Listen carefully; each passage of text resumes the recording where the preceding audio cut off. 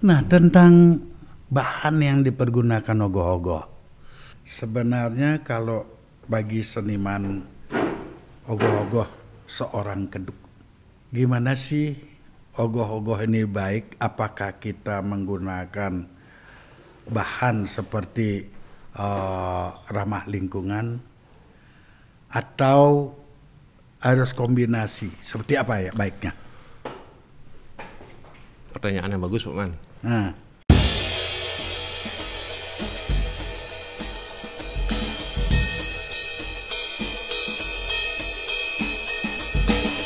back to Case Close. Pada hari ini tim kreatif daripada Case Close di edisi ke-60 menghadirkan seorang narasumber, tokoh muda asli Denpasar yang namanya akhir-akhir ini menggelegar, khususnya di bidang, kalau lokalan mungkin di bidang ogoh-ogoh, tapi yang mendunia di bidang memodif karya sepeda motor. Dia tidak lain dan tidak bukan, nama ngetopnya adalah Keduk. Nama kelahiran sesuai dengan akte yang dibuatkan oleh bapak dan ibunya adalah Komang Sentana Putra. Selamat sore, Keduk. Ya. Selamat datang di Case Close. Ya. Terima kasih atas kehadirannya. Tujuan daripada Case Close mengundang Keduk itu semata-mata adalah untuk edukasi di bidang apa yang menjadi spesialisasi atau keahlian Keduk sebagai seorang seniman. Kalau saya lebih cenderung menyebut sebagai putra Denpasar atau putra Bali yang berprestasi. Menjadi orang terkenal itu salah satu parameter sekarang itu adalah di medsos. Ya. Berapa follower Keduk Garas? 200 berapa ya? 200 nggak hafal, 234 ya. Ribu? Ya, 200 ribuan. Ya, 200 ribuan.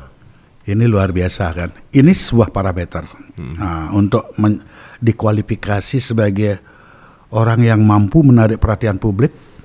Salah satu parameternya adalah di medsos. Ya. Waktu sekolah di SD 2 Satrio itu punya enggak cita-cita seperti ini? Enggak.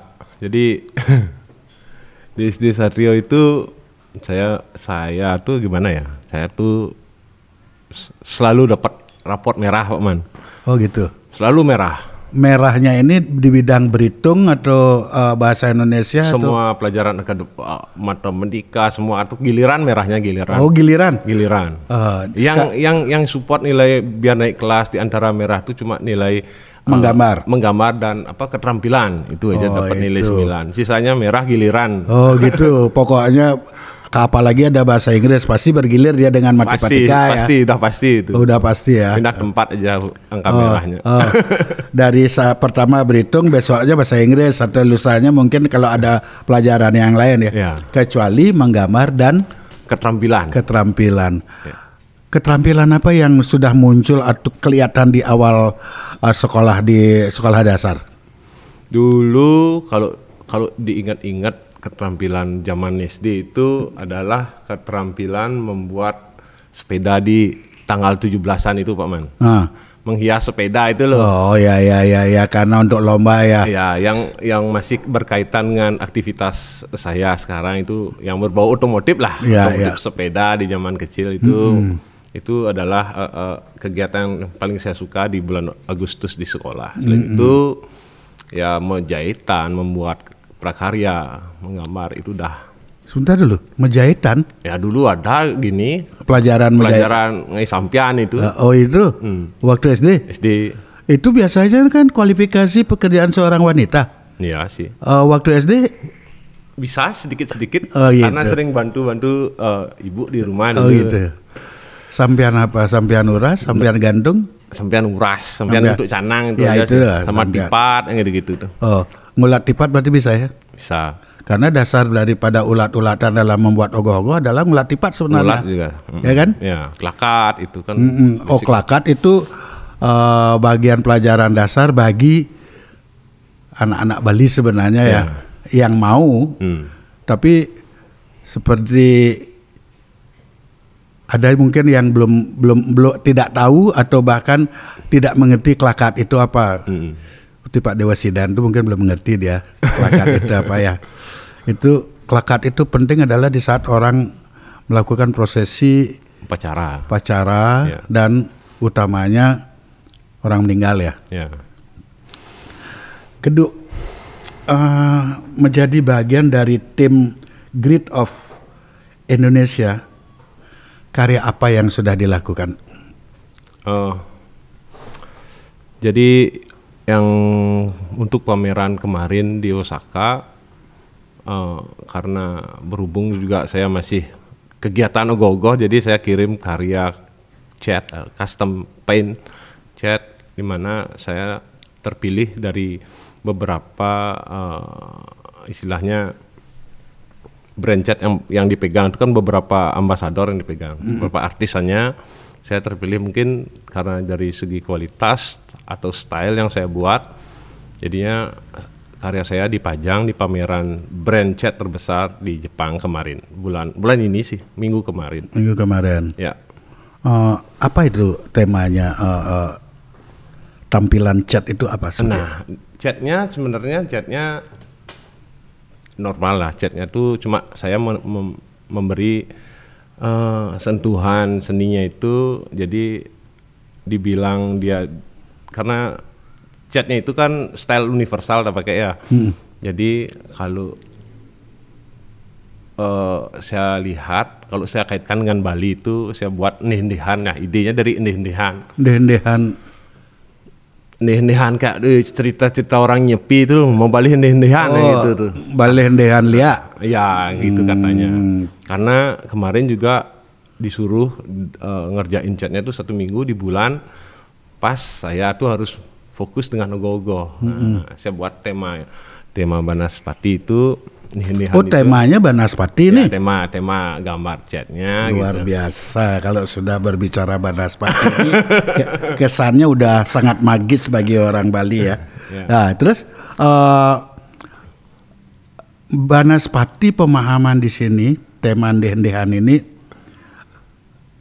merupakan sebuah inspirasi atau memang begitu aja didapat? Seperti apa? Jadi, kok bisa itu dipilih? Kan masih bisa tema-tema lain, Candi Bentar atau apa kan bisa kan? Ya gini, jadi mungkin saya Pak Man biasa kalau udah terdesak dalam sebuah mencari ide itu biasa saya situasi terdekat lah saya pakai. Nah, bulan ini kan saya ngerjain itu baru beberapa minggu lalu, dikasih waktu 1 minggu langsung dikirim ke Jepang. Jadi karena aktivitas saya di Banjar untuk bulan ini itu padat, harus mencari tema ogoh-ogoh, membuat ogoh-ogoh dan ogoh-ogoh.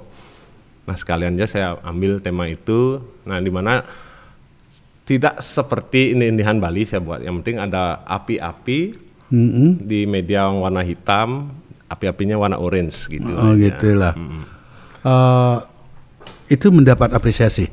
Ya, mendapat apresiasi dari acara di sana gitu. Paling istilahnya paling terpopuler lah style catnya gitu. Dari berapa peserta?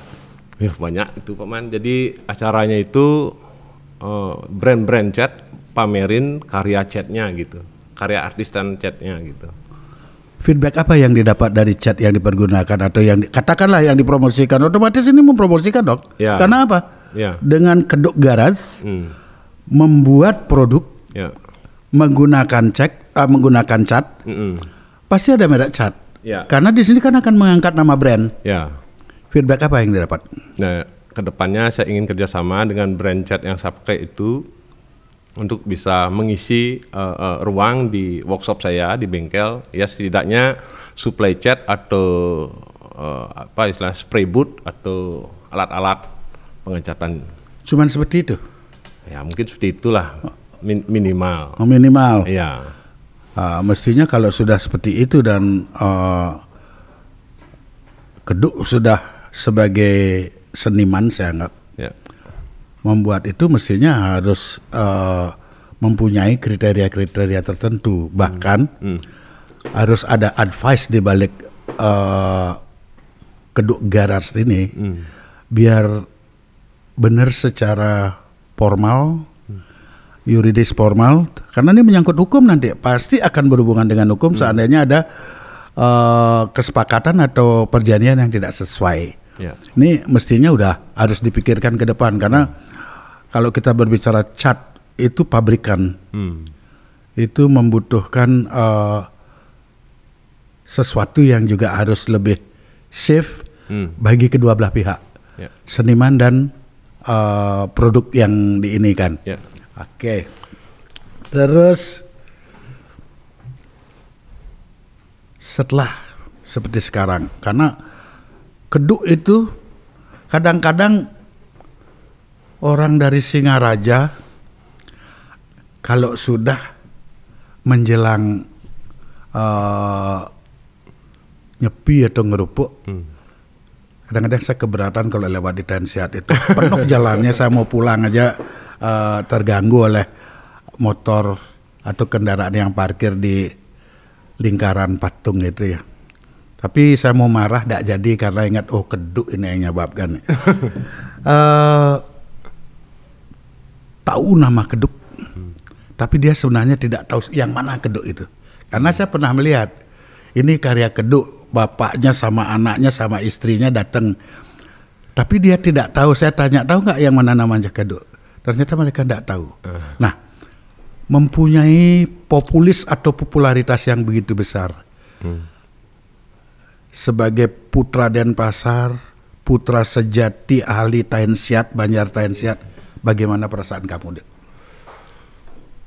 Sebenarnya saya itu nggak pernah memikirkan untuk populer di entah nama atau apa, yang mesti saya itu berkarya ingin menunjukkan sesuatu yang terbaik saja, itu aja kuncinya. Saya nggak pernah harus karya itu harus dibilang bagus sama orang atau enggak, itu saya nggak pernah memikirkan itu. Yang mesti dari hati saya membuat karya itu yang benar-benar ikhlas, terbaik untuk bisa dinikmati bersama, Pak Man, segitu aja. Kalau ada istilahnya orang lain menilai populer Keduk itu mungkin itu bonus dari sebuah ketulusan berkarya ya. Berarti di dalam berkarya tidak berpikir soal populis atau tidak tapi mencoba untuk menuangkan apa yang terbaik untuk dari ide dan merealisasi. Merealisasikan ide itu biar maksimal dari segi bentuk dan lainnya lah. Merasa enggak Keduk ada perubahan dampak ekonomi dengan skill atau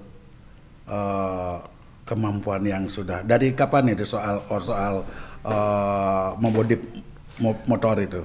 Kalau modif motor saya tuh dulu mulainya tuh dari tahun berapa?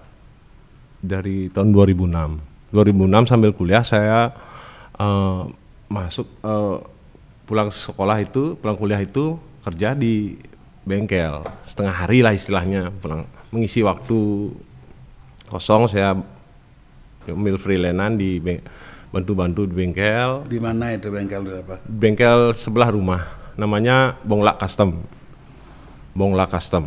Hebat-hebat namanya orang di Jalan Nangka itu, Bonglak Custom, Keduk Garage ya. Oh, belajar dari sana. Memang di sana awalnya nggak pingin belajar, cuma ingin mengisi waktu biar bisa dapat gitulah. Biar ada penghasilan sedikit untuk menunjang kuliah itu. Awalnya di sana, ternyata di sana itu yang dikerjakan itu adalah motor-motor besar. Jadi secara tidak langsung orang-orang yang ada di dalam bengkel itu adalah orang-orang yang sudah besar, Pak Man. Nah di sana saya banyak dikasih tahu tentang bagaimana caranya biar hidup itu lebih bagus, gitu. Gimana kita bisa memanage waktu supaya lebih baik. Nah akhirnya 2 tahun di sana saya mencoba membuka di rumah. Itu pun support dari bengkel Bongla itu. Kamu buat aja divisi cat di rumah, Duk, gitu. Karena kan kuliahmu. Bongla ini orang asli Tansiat? Orang asli Tansiat, tetangga lah istilahnya. Buat aja divisi cat, kan karena kuliahmu itu di bidang desain grafis, jadi masihlah senada gitu. Jadi berhubungan. Jadi pulang kerja dari bengkel itu sore lah, pulang sore, malam saya ngerjain cat. Sampai larut malam baru tiap hari seperti itu. Akhirnya tamat kuliah saya mencoba untuk seriusin pekerjaan itu gitu. Itu dari 2006 masuknya. Setelah memulai dari awal 2006, perasaan percaya diri atau confident itu kapan? Perasaan percaya diri itu setelah sebuah karya mendapat prestasi lah, katakan begitu. Sebenarnya berapa waktu? Kalau nggak salah 4-5 tahun itu masa galau saya untuk merintis itu. Jalan nggak sampai itu udah sampai ada yang seperti Pak Man bilang tuh, seperti ada kompetisi. Saya mengikuti kompetisi. Yang pertamanya belum sih dapat ya, tapi yang setelah 2-3 kali kompetisi baru saya dapat istilahnya juara gitu, baru saya lebih percaya diri. Di mana kompetisi yang kamu dapat juara? Awalnya di Bali dulu, habis itu di Jogja, habis itu di Jepang. Di Jepang. Waktu di Bali nomor berapa? Ya. Tidak dapat nomor. Seputaran 1, 2, 3 aja. Seputaran 1, 2, 3. Kalau tidak 1, 2, tidak 2, 3. Ya. Gitu aja. Berarti jauh berbeda dengan waktu di SD ya? Ya, prestasinya. Terus waktu di Jogja? Ya, seputaran seperti itu aja. Di Jepang? Di Jepang pameran di sana itu, jadi sudah lolos di nasional, kita pamerin di sana gitu. Terus? Untuk dapat juaranya belum di sana. Terus saya mendengar Keduk sempat ke Amerika. Ya, sempat juga ke Amerika. Pameran motor juga, Pak. Pameran motor juga. Pas pandemi itu. 2019, 2020, 2021. Pandemi awal. Berarti 2020. Ya, 2020. Pas lockdown lah itu acaranya. Oh ya? Ya. Habis setup motor, besok pagi acaranya jam 10. Di sana udah di lockdown. Oh ya? Motornya dibungkus pulang, saya pulang di Bali, gogoh saya di lockdown juga gitu. Waduh, kan. Semuanya di lockdown ya? Ya. Motor di lockdown di Amerika, ogoh-ogoh lockdown di Bali. Ya, sempat tidak boleh ada ogoh-ogoh ya. Ya. Jadi kecewa sih sebenarnya karena udah persiapannya kan ya matang dan habis-habisan tuh untuk bisa pamerin karya. Nah, tapi kesiapan mental di Amerika udah oke lah. Di Bali lagi seperti itu udah di awal udah seperti itu ya, oke lah, nggak apa-apa gitu. Tapi apa ya yang menjadi ikonnya Keduk? Ada kalimat Naskeleng atau apa ya? Oh, enggak. Jadi Naskeleng itu sebenarnya komunitas saya di motor, Pak Man. Jadi dulu awal-awal merintis bengkel itu beberapa teman, bagian dari customer juga memang satu aliran lah, satu passion. Mereka itu kita membuat komunitas kecil gitu untuk di motor. Nah, kita tuh sebenarnya nggak orang pintar, nggak orang gini, ya mesti orang yang terlihat tidak punya masa depan gitu. Yeah. Selalu membuat olah, karena motor yang kita gunakan itu kan berisik, mengganggu gitu. Jadi setiap lewat gang kita dikatain, kleng motor ci gitu, mungkin bahasa Bali ya. Dimaki-maki orang gang gitu. Makanya kita buatlah grup kita itu namanya Naskeleng. Oh gitu. 13 gitu. Kenapa harus dipakai angka 13? Karena kita sekarang memang ber-13. Oh. Wah, komunitas motor itu. Iya. Ber-13. Sekarang sudah masuk ke ranah industri sih, sudah berbadan hukum juga, namanya PT NK 13, Nafas Kehidupan 13. Oh, NK itu Napas Kehidupan 13. Yang dulunya NKL mungkin maksudnya ya. Ya itu juga. Setelah mendapat apresiasi kayaknya Amerika atau pencinta motor Harley di Amerika pun mengakui ikon namanya Keduk Garas ya.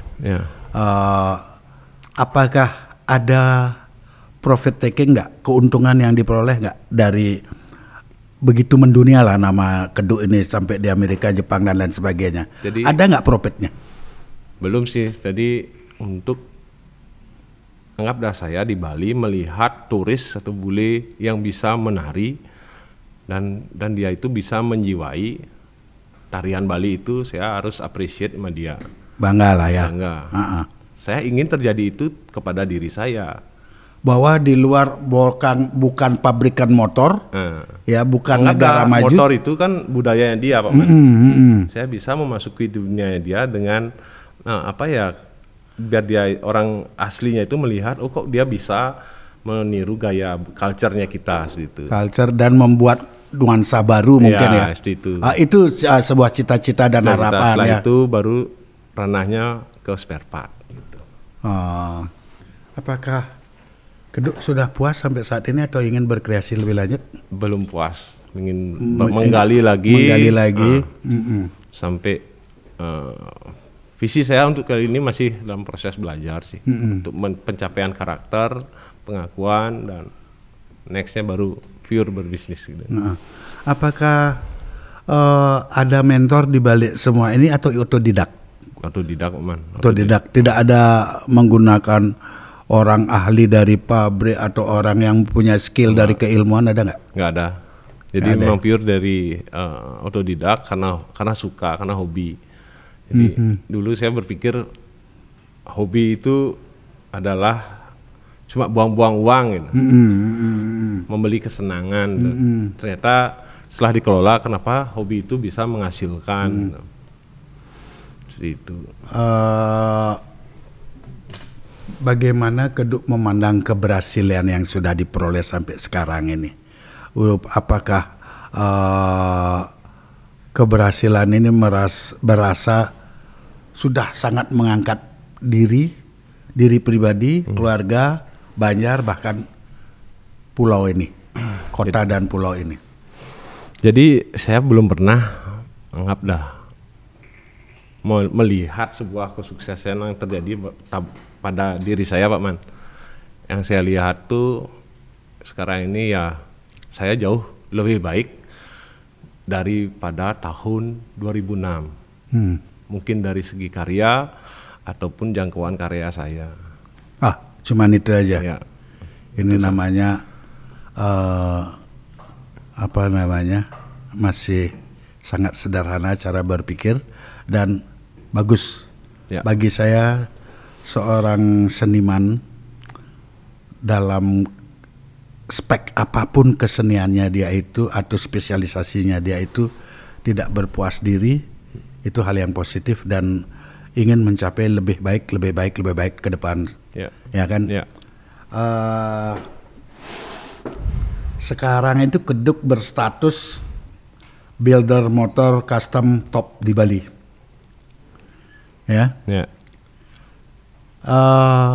Apakah di dalam mencapai untuk menjadi builder ini membentuk motor ini ya, pernah nggak bersinergi atau bekerja sama dengan, karena saya tahu kalau kita berbicara Harley, waktu zaman top-topnya Harley awal itu kamu masih bayi sebenarnya. Zamannya Keelung itu kamu masih bayi, ya. Pernah enggak kamu bersinergi seperti dengan Keelung sebagai bengkel motor besar? Pernah, Pak Man. Jadi saya meniti karir di dunia otomotif itu nggak langsung Harley, Pak Man. Jadi dari sisi kecil, dari pasar anak muda dulu baru. Apa itu? Ya dari CB, Honda yang CC 150, dari brand Jepang dulu. RX King yang model itu ya. Gitu-gitu. baru merana ke Inggrisan, nah, baru ke merek Amerika gitu. Oh gitu. Ya. Dari merek motor kecil yang pernah di-upgrade, kayak CB, RX, yang kan ngetopnya waktu itu Suzuki A3.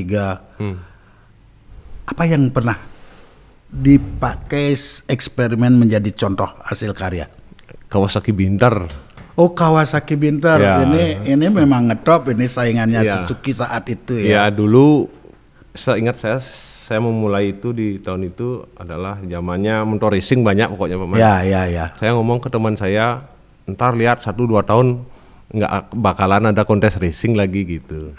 Akhirnya kontes chopper banyak. Ya. Dan pasar motor Binter itu melambung tinggi harganya gitu. Sampai sekarang masih dicari-cari itu barang. Iya. Gitu. Tapi mereka kan tidak ada twin ini ya. Binter kan tidak ada twin knalpotnya kan. Dia kan single knalpotnya.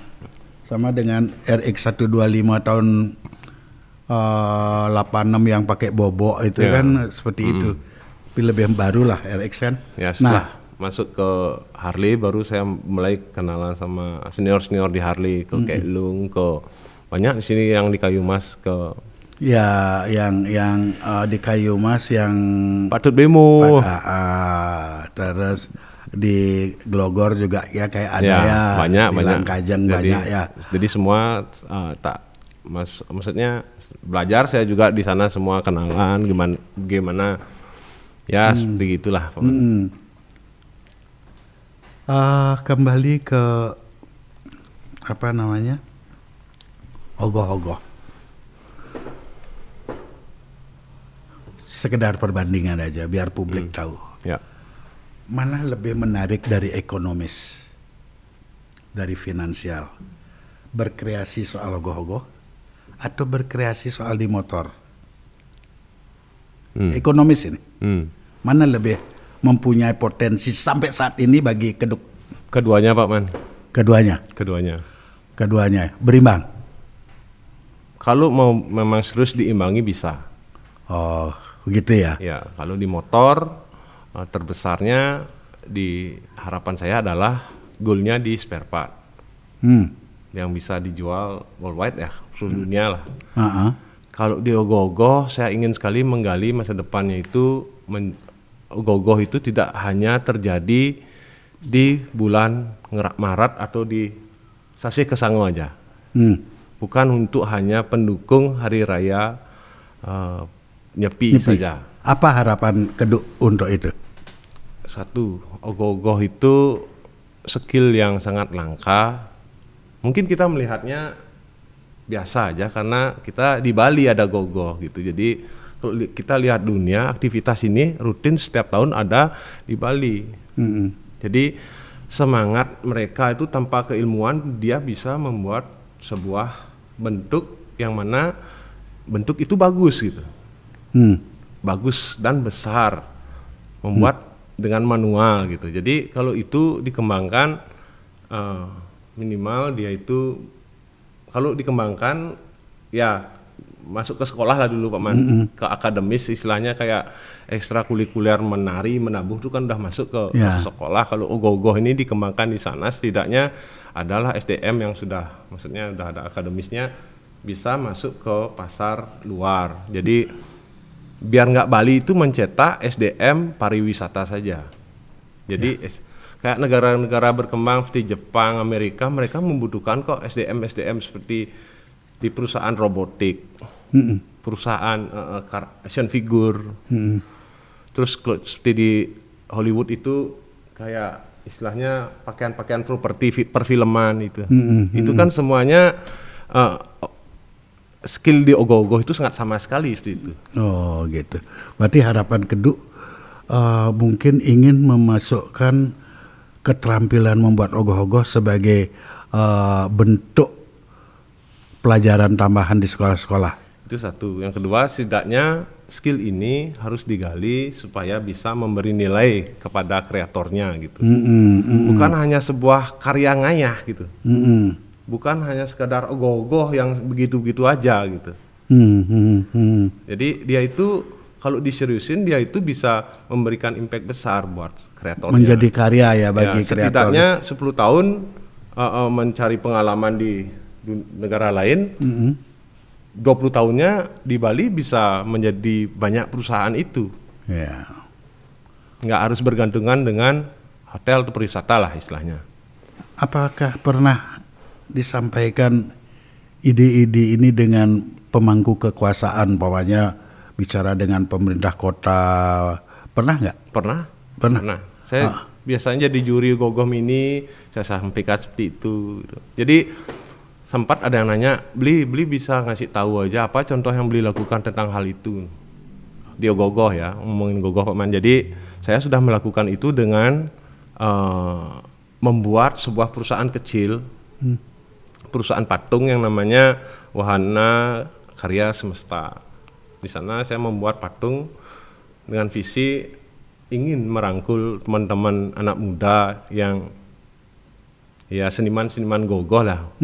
Nextnya supaya nanti kita ada kerjaan patung kita bisa rangkul bersama gitu. Jadi apa ya istilahnya, ini adalah skill yang luar biasa gitu, bukan sekedar skill ya gitu. Ya kan sudah terbukti sebenarnya sekarang patung di jembatan Pasar Badung atau sebelah Puro Desa kan itu karya Keduk. Ya sudah puas gak dengan hasil itu? Belum Paman. Belum. Apa sebab? Cita-cita saya ingin membuat patung yang setidaknya monumental lah istilahnya, di tempat yang strategis, size yang besar, kualitas bahan yang premium, seperti itu Paman. Contohnya seperti apa? Menyaingi Garuda Wisnu? Mungkin seperti itu. Kalau dalam bentuk cita-cita kan harus, boleh, sah, saya setuju gitu ya. Karena itu kan maestro kita itu. Jadi setidaknya saya ingin itu beregenerasi di Bali. Ya. Itu satu orang. Bayangkan sekarang kalau di Bali kita itu punya ada berapa banyak? Ada misalnya ratusan banjar. Semuanya dari 9 itu, apakah tidak akan mengangkat derajat Bali? Ya, derajat Bali ya. Kalau diseriusin. Saya setuju itu, saya setuju. Kembali lagi ke persoalan ogoh-ogoh. Kemarin sempat rame di media sosial ya. Khususnya ogoh-ogoh di desa atau kampung atau banjarnya Keduk itu. Soal konten kreatif. Ada istilahnya pengenaan biaya terhadap orang yang mengambil foto. Karena sebelum-sebelumnya memang saya lihat orang dari seluruh penjuru Pulau Bali ini datang ke Banjar Transit hanya untuk moto ogoh-ogoh ya. Sengaja memang Keduk itu agak nakal, saya lihat kepalanya tidak dipasang kalau sebelum hari raya. Itu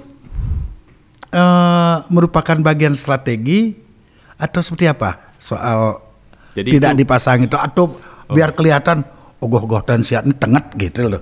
Apakah ada seperti itu? Nah kalau untuk ngomongin nggak dipasang itu memang saya itu kalau masih ada waktu saya harus pingin ditambahin menyempurnakan sampai habis waktunya baru itu selesai. Walaupun bagi saya itu belum selesai gitu. Walaupun belum selesai. Karya itu diselesaikan dengan deadline gitu gitu. Nah, kembali ke soal konten kreator. Gimana, siapa yang mencetuskan itu? Kamu sebagai senimannya karena kamu bagian dari Transit atau pemangku kebijakan di Banjar yang membuat seperti itu awalnya? Gini, jadi Paman, kalau saya udah terapin sistem, jadi di Banjar itu kan banyak istilahnya pemuda-pemuda itu nggak semua punya skill manual gitu. Jadi saya pilah menjadi 2 mereka. Yang suka teknis tak kasih dia di bagian fisik yang buat rangka atau buat anak-anak layangan tuh buat rangka ada dia. Terus yang sisanya yang anak-anak gadget itu tak suruh ke penggalian dana. Jadi bentuk penggalian dana itu sudah berjalan sebenarnya kalau nggak salah 4 tahun lah. Jadi kalian harus bisa mencarikan ide yang tidak terlalu lumrah lah. Nyeleneh tapi menarik. Ya, walaupun kamu jalankan yang sudah pernah ada seperti basar kah, minta sumbangan kah, harus ditambahin lagi. Setiap tahun kamu harus ada ide baru, dan setiap tahun di kelompok berikutnya harus memberikan karya terbaru, ide terbaru, biar kita imbang kerja timnya gitu. Nah, karena mereka itu pingin sebenarnya mencari istilahnya bentuk kerjasama. Nah, sama brand kah atau sama apa, sudah semua dijalani, dan mereka pingin, dan sekarang mereka melihat bahwa potensi di content creator tuh ada komersilnya. Dia melihat potensi itu. Jadi dia ingin mengajak kerjasama dengan landasan bentuk penggalian dana. Oh gitu, berarti dari mungkin kemarin rame itu karena dari anak-anak, adik-adik STT membuat informasinya itu kurang bagus dari kata-kata. Kan maklum, mereka kan bukan jurnalis. Ya betul, paham. Ya, itu. Jadi digelintirlah itu oleh media sosial, tapi nggak apa-apa sih. Nggak apa-apa, bagi saya itu nggak apa-apa, karena kalau di Bali itu kalau nggak dibuat panas, mereka akan ngantuk. Oh iya, betul. Harus dipanasin dulu, biar telinga mata terbuka, baru kita masukkan informasi yang benar. Oh, berarti untuk memunculkan fighting spirit jadinya ya. Biar mereka gini gitu. Kalau biasanya di Banjar ya, kalau kita ngomongin Banjar, kalau kita nganggap istilahnya kayak ada rapat tuh dengan bahasa yang gini-gini itu, saya yakin kok 70% dari anggota Banjar, warga Banjar itu kiap kok. Kiap dan pingin cepat pulang dan nggak pingin mendengar, dan pinginnya ngalik suut gitu. Nah, gitu. Ingin merubah sedikit itu. Kalau udah kejadian kemarin itu sebenarnya tidak disengaja, Pak Man. Jadi pas momennya ini, momen yang ditunggu-tunggu ini, mau memanas, maksudnya mau masyarakat tuh peka jadinya, terbuka dia. Koma aja tak kirim bisa dibaca koma itu, apalagi informasi yang benar. Gitu. Nah, apakah itu diklarifikasi oleh diklarifikasi setelah 2 hari. Setelah 2 hari. Klarifikasinya seperti apa? Ada kok sana tulisannya udah lengkap sekali. Ya? Jadi untuk bukan tidak diperbolehkan untuk masyarakat umum. Ya, prinsipnya seperti itu. Ditujukan untuk konten kreator yang sudah berbayar. Artinya produk ini kalau diambil, kalau sudah berbayar, dia wajib memberikan feedback gitu ya? Kalau maksudnya yang ngambil itu dari konten kreator yang sudah berbayar, mari kita kerjasama. Bagaimana bentuk kerjasamanya itu bisa dibicarakan. Oh gitu maksudnya, untuk menambah pendanaan anak-anak. Karena karya seni itu butuh sekali landasan ekonomi, Pak Man. Benar. Untuk mewujudkan sebuah ide. Ya. Kalau ide bisa kita tanpa ekonomi. Ya, tapi untuk mewujudkan sebuah ide itu butuh fasilitas. Artinya harus ada pulus lah di sana kan. Dan bentuk kreativitas pengalian dana tuh harus kreatif juga, nggak gitu-gitu aja gitu. Sing ngadap basar kan itu ya. Di samping itu juga visi keduanya itu tentang konten kreatornya itu mengajarkan lah, biar adik-adik atau teman-teman kreator atau sesama kreator lah, kita saling menghargai, saling menghargai istilahnya atas kekayaan hak cipta lah. Hak cipta. Nah, ngomong hak cipta, apakah karya-karyamu atau penemuan yang spesifik dari Keduk Garas itu sudah dimohonkan atau dibuatkan hak cipta belum? Kalau saya di Keduk Garas, karena masih dalam proses belajar, sementara ini hanya logo perusahaannya aja yang sudah dipatenkan, Pak Man. Kalau karya masih dalam proses ini penggalian sebuah idenya. Nanti harapannya ya kalau sudah menjadi sebuah produk spare part, baru harus dihak ciptakan gitu. Sebenarnya tidak harus dalam bentuk spare part, karya yang kamu sudah peroleh dan diapresiasi dan hanya kamu yang buat, itu wajib di. Karena saya merasa gini Pak Man, sejujurnya karya saya itu banyak sekali terinspirasi dari karya-karya seniman seluruh dunia gitu Pak Man.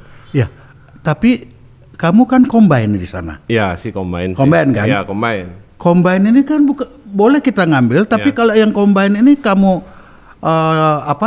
daftarkan sebagai hak karya ilmiah haki.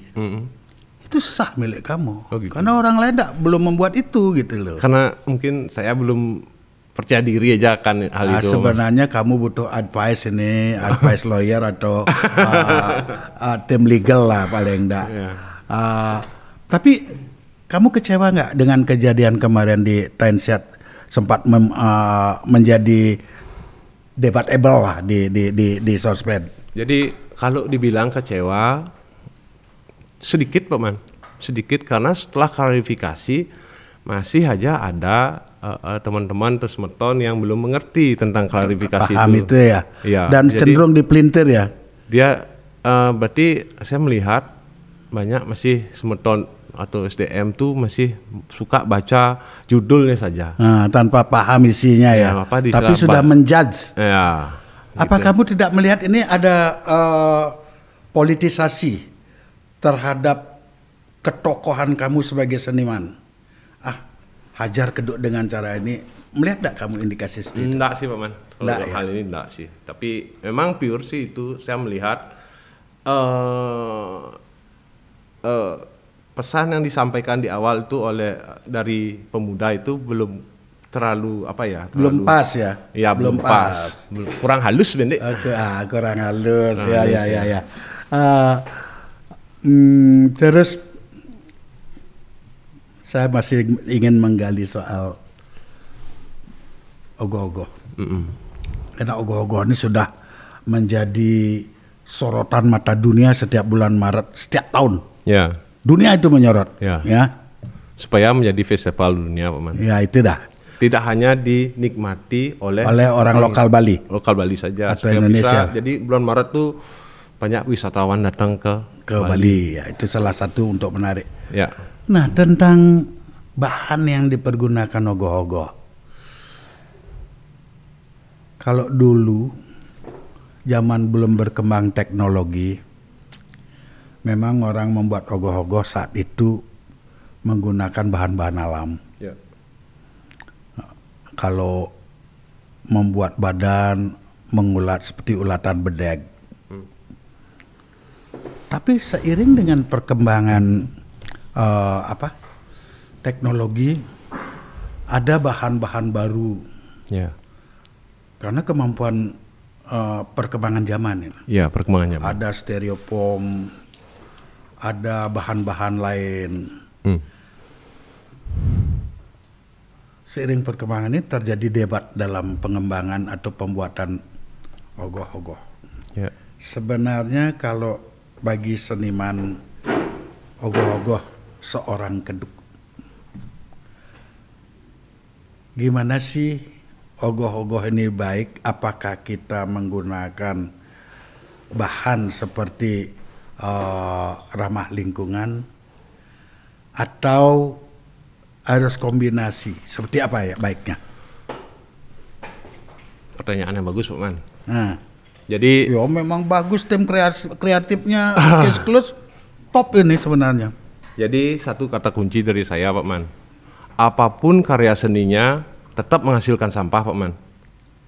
Nah ini jawaban yang luar biasa. Tetap menghasilkan sampah. Ya jawaban politis sebenarnya ini. Ya paham. Oke. Jadi yang namanya sampah, entah itu organik maupun anorganik, itu tetap sampah Pak Man. Nah di sini sebenarnya permasalahannya adalah bagaimana kita itu bisa mengelola sampah itu dengan baik gitu. Bukan masalah materialnya. Kalau kita bilang anorganik itu tidak baik untuk lingkungan, ya emang benar itu. Kalau nggak dikelola. Kalau itu dikelola dan bisa menjadi barang bisa menjadi nilai ekonomi Pak Man. Wah, berarti ada nilai plus. Nilai plus. Berarti kan tidak bertentangan sebenarnya. Tidak bertentangan menurut pandangan saya. Dan memang kalau kita berbicara bertentangan itu kita harus melihat suatu aturan. Ya. Karena kita kan tahu bahwa aturan atau ketentuan untuk membuat ogoh-ogoh tidak ada secara spesifik. Ya, gini. Ya kan? Kejadian kemarin mungkin masalah styrofoam di ogoh-ogoh. Bagus sekali itu tentang kampanye itu. Jadi dulu di Denpasar tempat pengolahan sampahnya itu belum berkompeten ya istilahnya, belum masih istilahnya kita masih harus reuse atau reduce, memakai kembali atau mengurangi penggunaan anorganik. Ya, anorganik. Sebenarnya kan harusnya ada 3, recycling lagi 1. Nah, sekarang kan menurut data dari Denpasar sudah punya TPST yang berada di di Dougos Mantra. Di Dougos Mantra ya ada 3 itu ya. Jadi itu tuh sangat bagus sekali Pak Man. Kenapa saya bilang bagus? Karena di sana bisa mengolah sampah anorganik, sampah campur, terus sampah apapun menjadi benda yang memiliki nilai ekonomi. Nah, berarti bisa di recycling ya, untuk menjadi barang baru yang mendapat dijual atau menjadi nilai ekonomis. Ya. Berarti kan tidak ada satu hal yang terlalu prinsip untuk kita perdebatkan kalau memang itu bisa dikelola dengan baik kan gitu. Baik, kita ngomongin organik. Kalau kita selalu termindset untuk organik, penggunaan kertas. Kalau saya menggambar udah pakai iPad sekarang, less paper dah. Karena itu sama aja membabat hutan, Pak Man.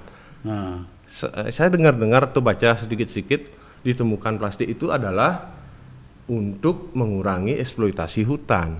Dibuatkanlah dia material yang sifatnya agak abadi.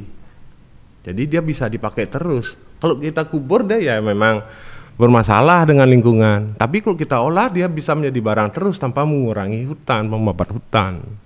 Oh, begitu. Di sini ada soal perlindungan terhadap alam juga. Menurut saya anorganik itu, plastik itu sangat ditemukan sangat bermanfaat sekali di peradaban manusia, Pak Man. Kalau kita melihat sampahnya, semua sampah sih nggak bagus. Saya pun dikirimin sampah daun 2 truk ke rumah saya nggak mau kok. Walaupun itu bagus untuk lingkungan, tetap sampah dia. Maknanya tetap sampah ya. Jadi plastik itu kalau kita lihat fungsinya dan sampahnya, ya kalau kita melihat sampahnya doang ya pasti negatif kita menilainya. Tapi kalau kita melihat fungsinya kan banyak sekali dalam peradaban manusia ini, Pak Man. Tapi kayaknya Keduk ini tegang menjelaskan sampah organik dan anorganik untuk mengurangi ketegangan. Minum dulu liter teh. Ini dulu. Jargonnya seberapapun besar masalahmu jangan lupa mabuk-mabukan bersama Holy Tirta. Luar biasa ini. Maunya tak jadi saya minum kok ada iklan. Duk, percaya nggak? Ini pertama saya minum Holy Tirta. Masa Pak Man? Iya. Karena berhadapan sama kamu aja. Oh, wih keren. Support UMKM Pak Man. Oh iya, benar. Ya. Support UMKM pengusaha lokal. Ya. Terima kasih Debin udah ngasih Holy Tirta. Kembali ke bahan plastik. Ya. Sebenarnya ada pergeseran positif dan negatif dalam kaitan plastik. Ya. Plastik ya nih. Ya. Contoh sederhana aja. Dulu kalau orang buat sanan selalu menggunakan tali papalan dari bambu. Tali tiing. Ya, papalan itu tiing.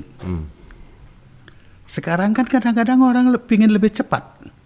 Bahwa ada tali plastik itu yang dipakai dan memang lebih kuat. Kita harus jujur. Memang lebih kuat. Apakah hal-hal yang begini harus diperdebatkan?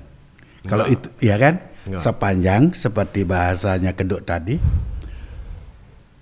sampah ya tetap sampah, jelek bahasa sampah namanya sampah kok, ya kan? Tapi how to recycle? Bagaimana membuat itu menjadi baik atau mempunyai nilai ekonomis? Kan di sana persoalannya.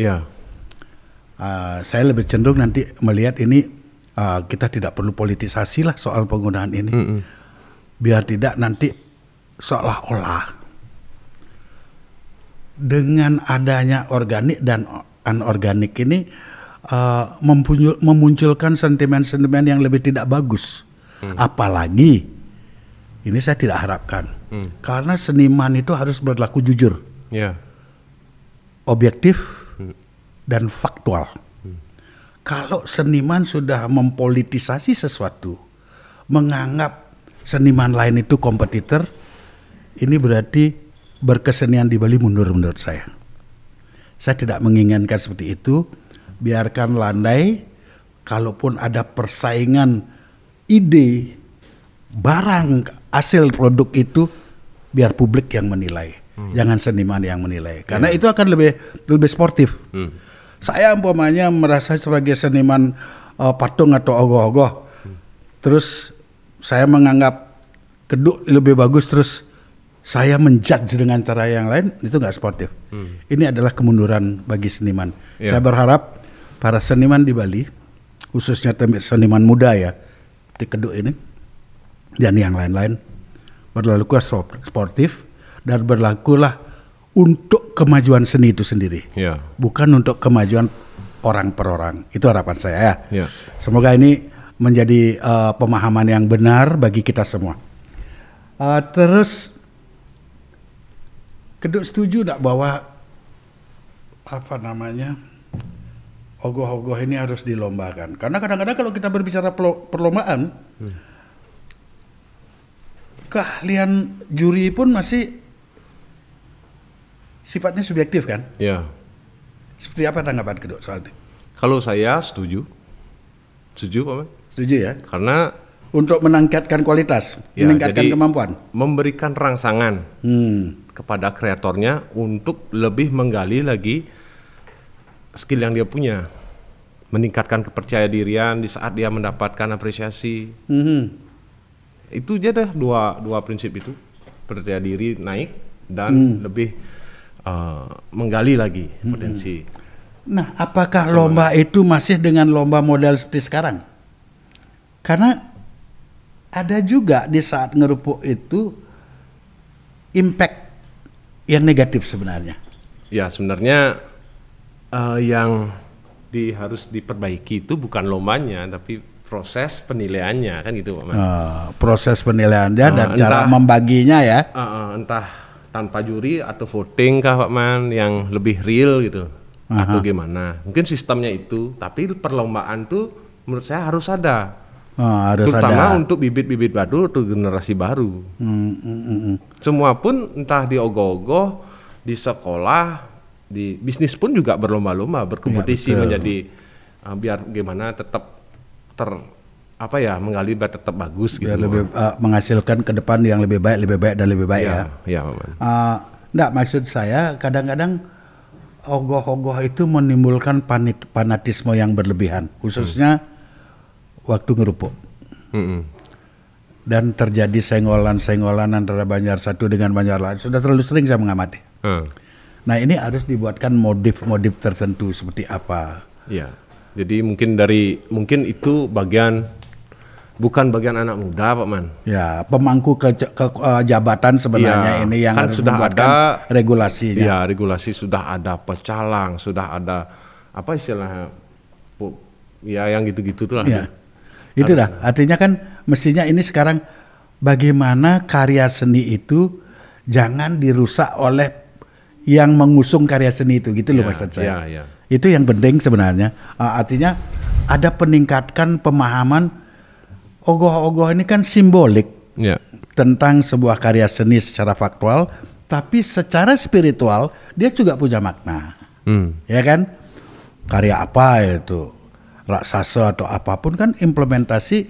Kalau kita berbicara kesanga itu kan hubungannya dengan kala sebenarnya, ya kan?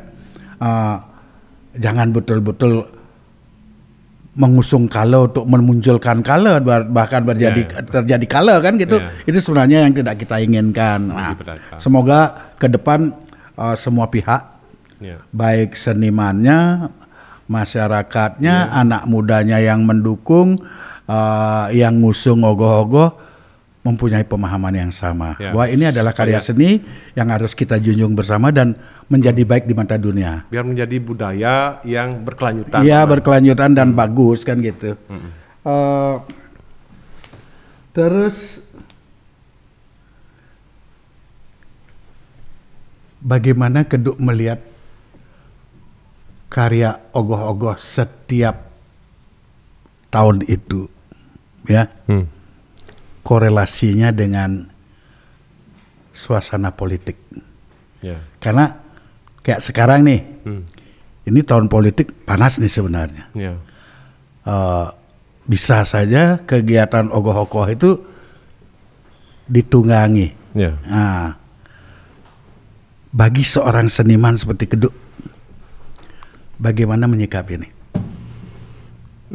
Jadi aktivitas ogoh-ogoh itu kan memang banyak sekali ada masanya Pak Man ya. Aktivitas yang melibatkan orang banyak, syarat sekali itu dengan pengumpulan. Artinya suara lah itu ya di sana. Jadi secara real itu memang ada istilahnya orang-orang tokoh politik ya, tokoh politik yang memang datang ke Banjar untuk memberi sumbangan, mensupport kegiatan anak muda itu, mungkin dengan maksud mensupport dan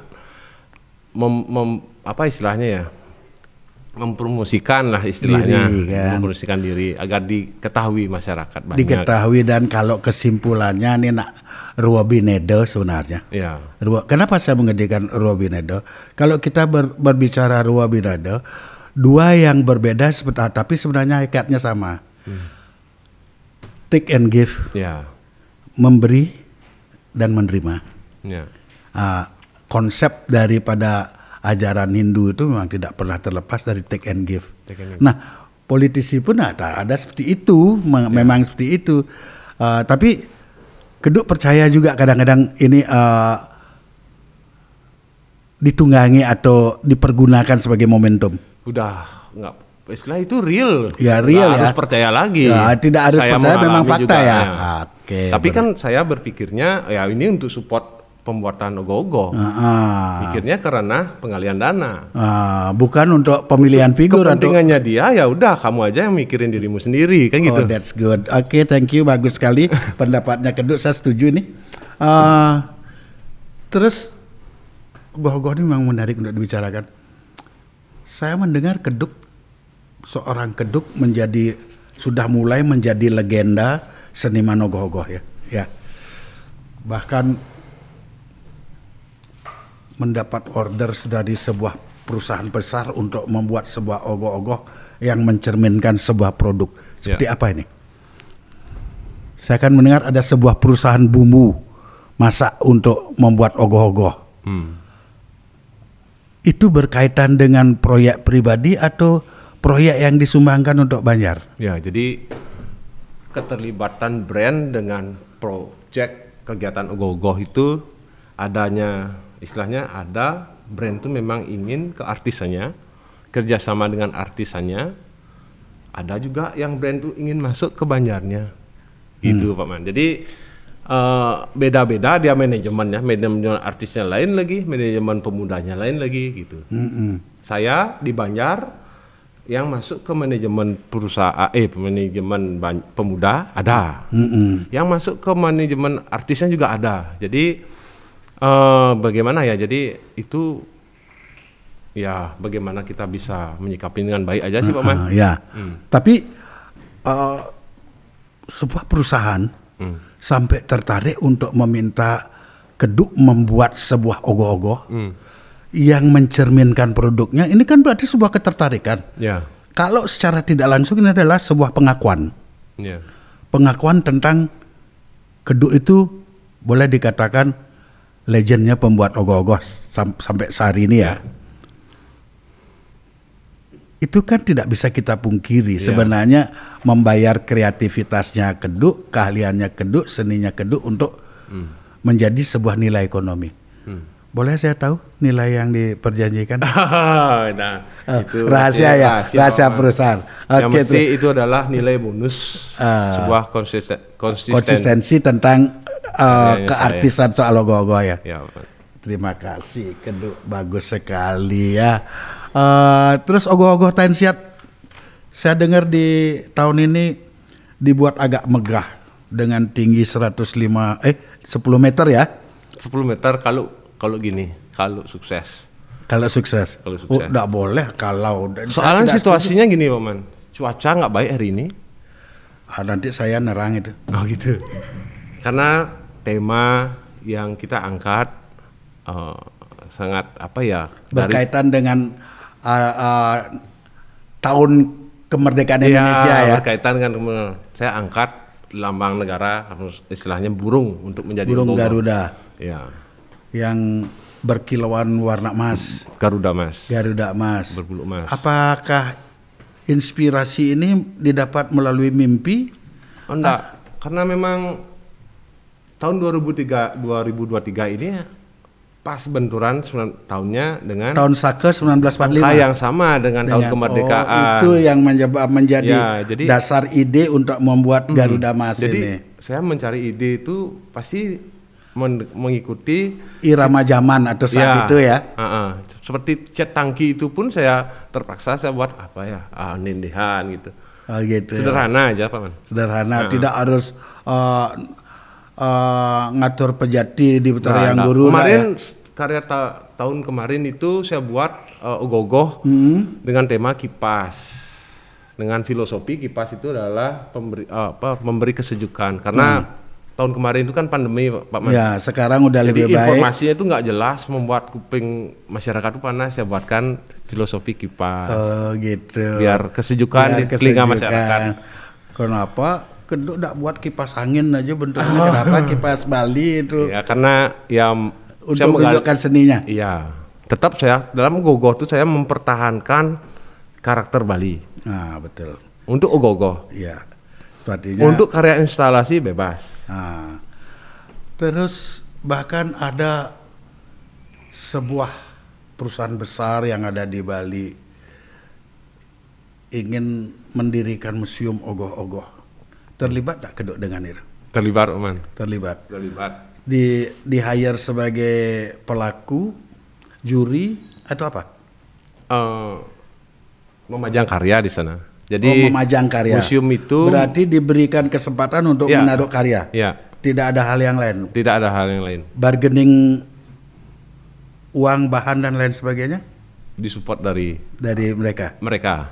Terima kasih Duk atas kesempatannya karena akhirnya waktu yang harus misahkan kita. Oke Pak Man. Waktu yang menentukan ini, tapi mungkin dalam kesempatan yang lain yang berkaitan dengan Nyepi, mungkin bila tim kreatif menganggap perlu berdasarkan perkembangan media di Bali, saya berharap Keduk berkenan untuk menjadi narasumber lebih lanjut. Ya. Sekian, terima kasih. Saya tutup dengan Pramana Santi. Om Santi Santi Santi Om.